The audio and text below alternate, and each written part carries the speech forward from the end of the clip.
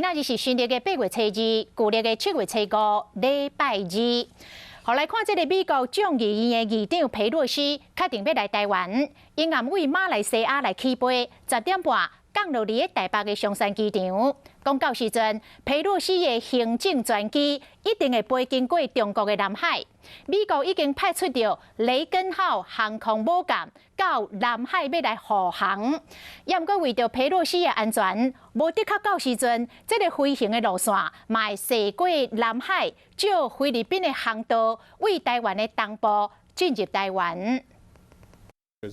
美国众议院议长佩洛西确定访问台湾，因暗会为马来西亚起飞，差不多伫10点半左右降落伫松山机场。行政专机航线一定经过中国南海、加南国、西南边防空识别区停泰部分。若是采取上紧的方案，将直接经过南海，由美军护航，再由咱国军接手。另外一条可能航线是为台湾的东部进入。他有这么多的坚韧个性哦，我们猜啦哈，他应该不会去绕到台湾东部，因为你绕到东边，其实第一个就代表说美国方面示弱嘛。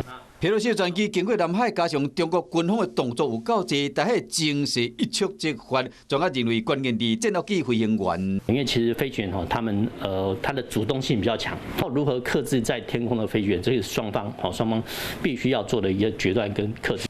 专家嘛提出讲，无啥发生冲突，也不过嘛袂使大意。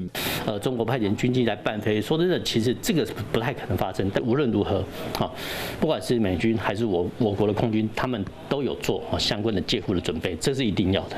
佩洛西专机航线唔但牵动东南亚各国的军事布局，嘛和美国、中国、台湾的军方正紧张。嗨，我是映彤，记得订阅华视的 YouTube 频道，并且要开启小铃铛哦，站起来！